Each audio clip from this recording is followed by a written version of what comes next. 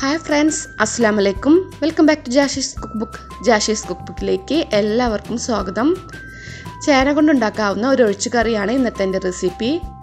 തേങ്ങയും തൈരും ഒന്നും ചേർക്കാതെ തന്നെ നല്ല കുറുകിയ ഗ്രേവിയോടെ കൂടെ ഈസി ആയിട്ട് വളരെ കുറഞ്ഞ സമയം കൊണ്ട് ഉണ്ടാക്കാൻ പറ്റുന്ന ഒരു കറിയാണിത്.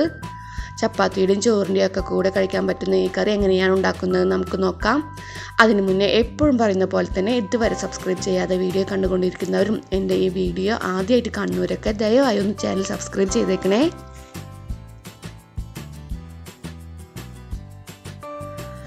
ആദ്യം ചേനക്കറിയിലേക്കുള്ള ഇൻഗ്രീഡിയൻസ് എന്തെല്ലാമാണെന്ന് നമുക്ക് നോക്കാം.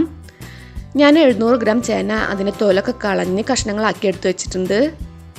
ഈ ഒരു വലുപ്പത്തിലാണ് കേട്ടോ ഞാൻ കഷ്ണങ്ങളാക്കിയിരിക്കുന്നത്.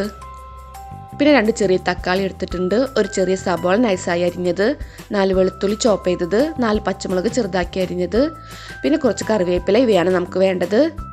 ഇതെല്ലാം നമുക്കൊരു പാത്രത്തിലേക്ക് മാറ്റാം.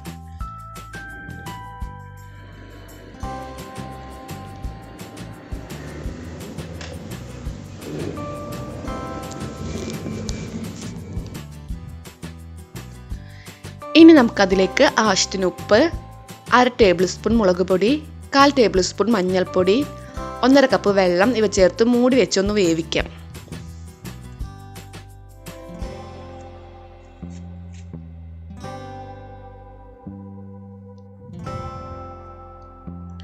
ഇടയ്ക്കിടയ്ക്ക് മൂടി തുറന്ന് ഇളക്കി കൊടുത്തോണ്ടിരിക്കണം.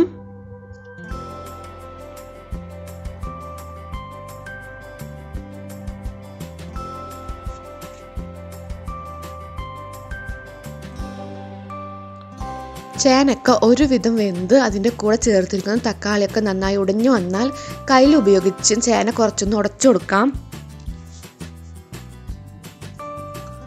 കൂടുതലായി ഉടച്ച് പേസ്റ്റ് പോലെ ആക്കരുത് കേട്ടോ. കുറച്ച് ചേന ഉടയാതെ കഷ്ണങ്ങളായി കിടക്കണം. കണ്ടില്ലേ, ഇപ്പോൾ തേങ്ങയും തൈരൊന്നും ചേർക്കാതെ തന്നെ ഗ്രേവി നന്നായി കുറുകി വന്നിട്ടുണ്ട്. ഈ ഒരു പരുവായാൽ നമുക്ക് ഫ്ലെയിം ഓഫ് ആക്കാം.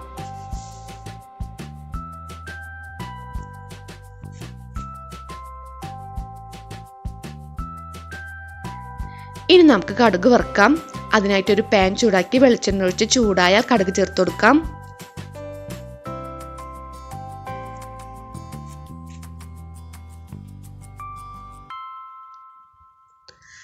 കടുക് മുഴുവനായി പൊട്ടിയാൽ അതിലേക്ക് 4 ചുവന്നുള്ളി നൈസായി അരിഞ്ഞത് ചേർത്ത് കൊടുക്കാം.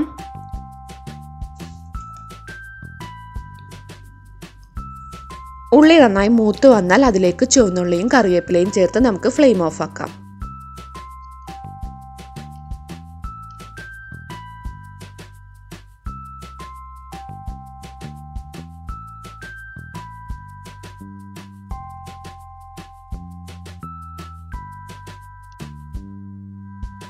ഇത് നമുക്ക് കറിയിലേക്ക് ചേർത്ത് നന്നായി ഇളക്കി യോജിപ്പിക്കാം. ഇപ്പം നമ്മുടെ ചേനക്കറി ഇവിടെ റെഡിയായി. വളരെ ഈസിയാണ് ഉണ്ടാക്കാൻ, ടേസ്റ്റ് ആണെങ്കിൽ സൂപ്പറാണ്. വെജിറ്റബിൾസ് ഒന്നും ഇഷ്ടമില്ലാത്ത കുട്ടികൾക്ക് പോലെ ഈ കറി ഇഷ്ടപ്പെടും. വെജിൽ ഒരുപാട് പരീക്ഷണങ്ങളൊക്കെ നടത്തുന്നവർ തീർച്ചയായും ഇതൊന്നും ഉണ്ടാക്കി നോക്കണം, എന്നിട്ട് അഭിപ്രായം അറിയിക്കണം. വീഡിയോ ഇഷ്ടപ്പെട്ട എല്ലാവർക്കും ഒന്ന് ഷെയർ ചെയ്ത് കൊടുക്കണേ. ഇൻഷാല്ലാ അടുത്ത ഈസിയും ടേസ്റ്റിയുമായ റെസിപ്പിയുമായി അടുത്ത വീഡിയോയിലൂടെ കാണുന്നതുവരേക്കും ബൈ. അസ്സലാമു അലൈക്കും.